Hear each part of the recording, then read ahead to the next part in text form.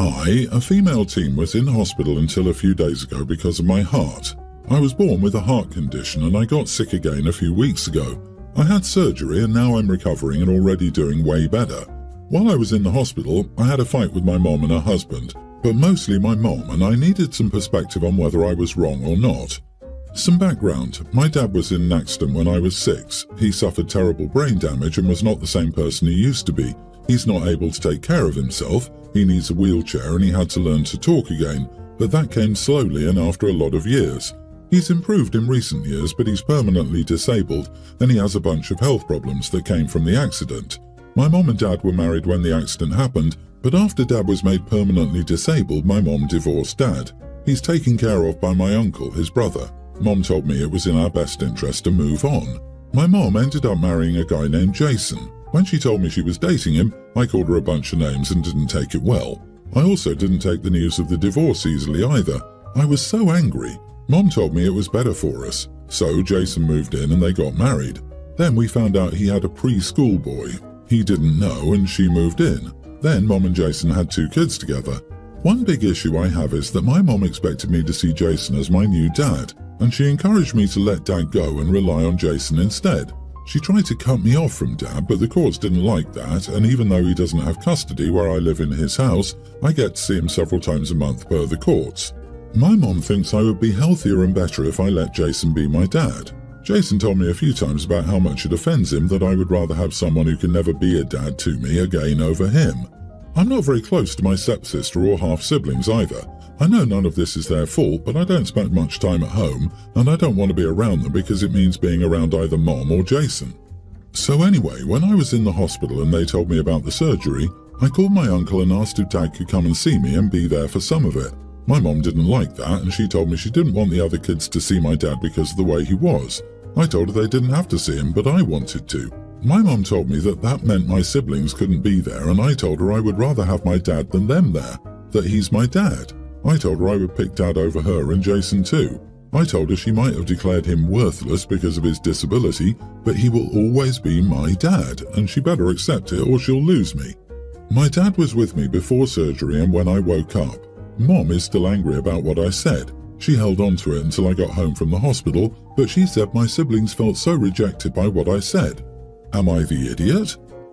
Not the idiot. Your mom is not a good person. Not only for dumping your dad, but for forcing Jason on you, who is also bad for forcing himself, but for also repeating what you said to your siblings and driving a wedge between you guys. That was messed up and cruel. Those kids should never have heard that. There was no reason. You're not wrong for needing your dad. And it's disgusting how she tries to erase your dad from your life for her own convenience. Your mom is on the road to losing you completely.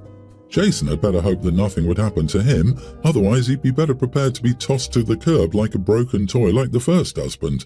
You can't just disconnect your dad and plug in a new one. Your dad will always be your dad, whether he can act in a parental capacity or not. She didn't take the in sickness and in health part of her wedding vows seriously either. Yeah, your mom is horrible. It sounds like she has a disgusting attitude towards people with disabilities like they shouldn't exist. Try to make sure to not punish your siblings for how your mom and Jason are. They're really not at fault here, but you must be prepared for the possibility that they will be treated better by your mom and Jason than you. Get better soon. My 39 female daughter recently had her nearly adult birthday. My husband, 42, and I told her to pick a restaurant she'd like us to take her to for her birthday. She chose a seafood restaurant that we'd never been to. Looking over the menu, I saw that most dishes contain shellfish. There are a few fish entrees and some surf and turf, but there are only a couple of non-seafood dishes. Our son Teen is deathly allergic to shellfish. He also can't stand fish. There are only a couple of dishes there that he could eat. I didn't want to take him there because I knew he wouldn't enjoy his meal and worried about cross-contamination. I told my daughter that this restaurant wouldn't work and that she'd have to pick a different one. My son said that he would be fine just staying home. We could use the money that we would have spent on his meal to order him a pizza instead. My husband also insisted that since it was our daughter's birthday, she should be able to choose the restaurant, that our son would be fine at home alone with pizza and video games. But here's the thing, we can only afford to occasionally go out as a family. When we splurge on a restaurant meal, I want both of our children there. I insisted and my daughter chose a different place and we had a lovely meal as a family. But she's still a little salty that she didn't have her first choice of restaurant. Most people I've asked say I'm wrong.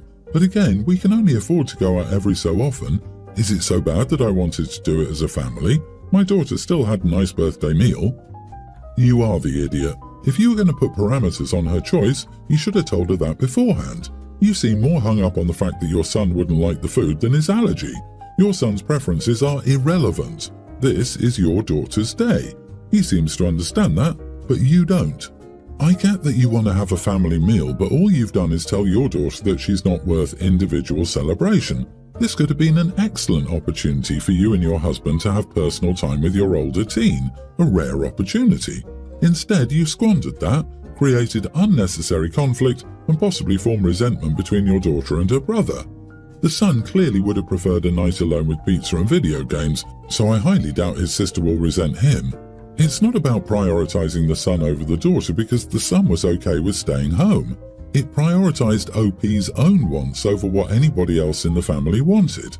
Essentially, you decided what you wanted was more important than anyone else, and would you look at that, you got what you wanted because your word is law. Screw the birthday girl's choice, right? You made your daughter's birthday about your wants. Why even pretend she had a choice in where to go? You dangled the illusion of choice before her, then overruled her for what you wanted anyway. I, 38 female, third-wheeled with my best friend, 39 female, and her new boyfriend, 40, on New Year's Eve. We booked an Airbnb and I put the entire amount on my card since only I have an account. This was the first time I met him too, so I know little about him and have barely interacted with him. Let's call them Andy and Anna. Afterwards, she paid her third somewhat quickly. I did have to prompt after 2 weeks. She said she was going to get her boyfriend's share and then forward that to me. I said okay, but I honestly felt like the right thing would have been for her to give me both their portions and then get payment from him. I would have done that, and my boyfriend, who didn't join us, agreed.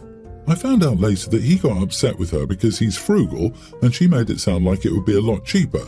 She chose the place, then told me which one to book. Anyway, they had a fight, and then she said she was going to wait for things to cool down before broaching the subject of payment again. Once again, I'm annoyed because I felt like it should have been her responsibility to cover for him ASAP instead of putting me in this weird position where I had to wait for him to pay her and then for her to pay me. It's like playing telephone with money, and I'm just hanging in limbo. They've been fighting a lot, so the payment topic got quickly left in the dust. It's been 2 months, and they've both forgotten about it. I reached out to her on Sunday, early March, and she was shocked to realize that it still hadn't been paid. I believe her surprise because she can be forgetful. I don't think she's intentionally ducking me. She said she talked to him this week and I thanked her. But honestly, I'm angry because they're a unit and I think his share of the payment was her responsibility to me. At our age, this etiquette should be a given. She doesn't seem to realize I'm an outsider being put in an awkward position. Instead, her point of view seems to be that we're 3 individuals with equal social distance from each other, so once she paid her own share, she forgot about how much he owed me. This would have been understandable if I was also friends with her boyfriend, but I'm not. It's been 2 months. When I owe people money, I set a reminder and pay as soon as possible. If I can't pay immediately, I take it upon myself to reach out weekly to say I haven't forgotten. In this case, I had to chase her down. So it feels like she put the onus of remembering on me when it should have been hers to carry. Also, she should have paid both their shares. There are some things that I am trying to be understanding of. Work is toxic to her, and she's been having health issues with an upcoming surgery next month. Not major, but still scary. She's also been fighting with her boyfriend. I'm trying to give her grace, but I also think this isn't cool. Am I the idiot if I ask her to just pay me with her own money and then figure it out with him on her own time? Not the idiot for telling your friend that you need to be paid and at this point you don't care by whom, her or him. But you are the idiot because you should have gotten the funds before going on the trip or saying something that weekend. Hey guys, why don't we settle the final balance now? You rented an Airbnb for New Year's Eve. He's not paying back what he already used. Boyfriend is 40, not a teen. At 40, who thinks they must explain to other 40-year-old adults that they have to pay their share? He just doesn't want to pay. Just eat up the money lost and rethink this friendship. You're correct, OP may have to consider it gone. It sounds like he's either hoping Anna will pay or he's hoping that it's just forgotten about. and you end up paying for it. OP, their relationship is not your problem, so don't bother tiptoeing with her. Tell her to pay up. Where she gets it from is not your problem. If she refuses because she doesn't want to be the bad guy in their relationship, me, personally, I tell her to give me his number and I go after him and put some social pressure on him. Whatever. And if both relationships go up in flames over reneging over the deal, so be it.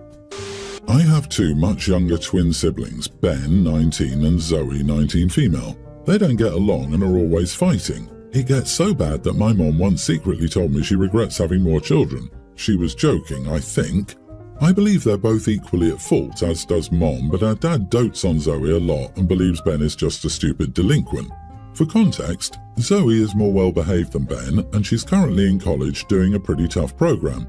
I'm very proud of her. She worked hard for it.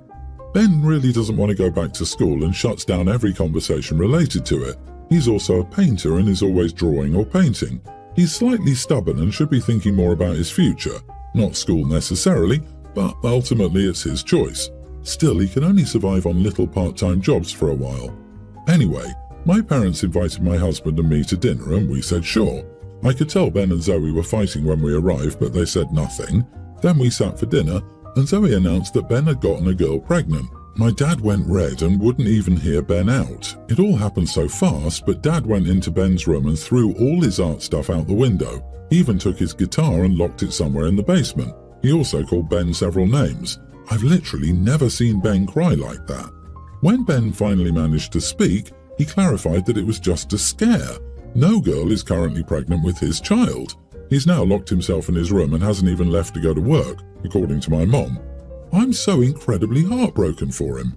My dad doesn't care that he misunderstood because the scare is just as bad to him, and Zoe doesn't feel an ounce of regret either. She said everyone was saying it and she only brought it up out of concern. She thinks he deserves to have his things destroyed because he lives in a fantasy land.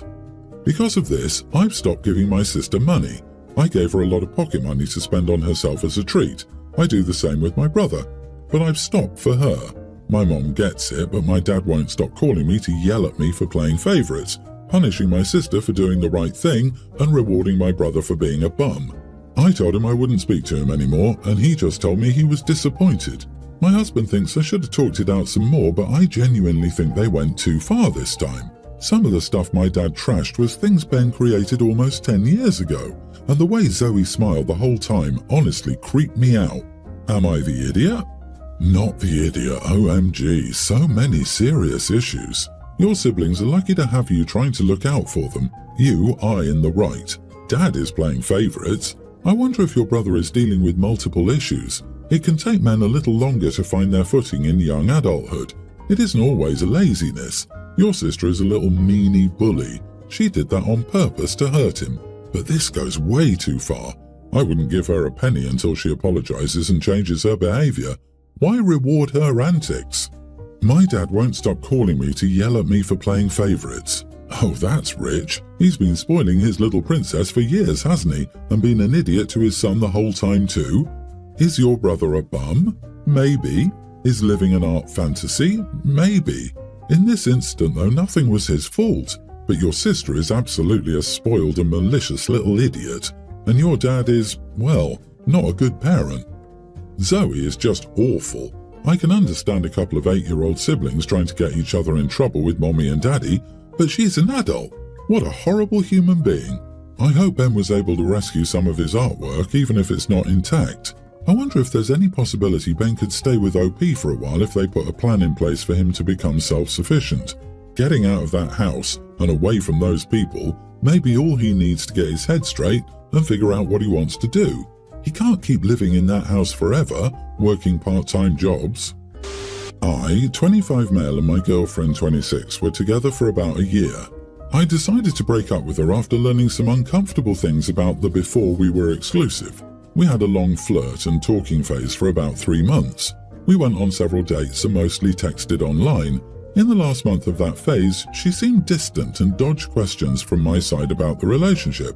I told her we're 3 months into the talking phase, have been to dates, and we should decide if we want to go forward. She always dodged these kind of questions. After being distant for a while, she returned to her old self and told me we should be exclusive. I agreed. Last week, I learned from one of her friends what she'd been doing during that distant period. Apparently, she was talking to another guy and pushing to get him. The guy hooked up with her and ghosted her. I think that explains why she was distant and came back randomly. Call me insecure all you want, maybe I am, but it feels wrong to me. I was the second choice according to this story. Was I no different than a spare part? I talked to her about it and consulted with my friends. She and her girlfriends told me she hooked up and talked to other guys but ultimately chose you. You are the prize and you should be happy. Women tend to choose the best one among their opportunities and you're the best. I cannot even comprehend that logic. In the end, I decided to break up and people told me I did wrong. Am I the idiot? Not the idiot. Would she be with you if the other guy hadn't ghosted her? I'm thinking no. Your girlfriend and female friends are full of it. She didn't choose you. The other guy ditched her, so there was no longer a choice. When they said, "You are the prize," consolation was silent. This is why this long "we're not exclusive yet" thing that has become the norm invites problems. In my view, if you go on a third date, you should be exclusive and not try different people for months on end. The same goes for "we're on a break." You break up or you don't. If we break up, I don't want to see your face anymore, although we can be amicable. An ex is an ex for a reason. Old-fashioned maybe, but whatever.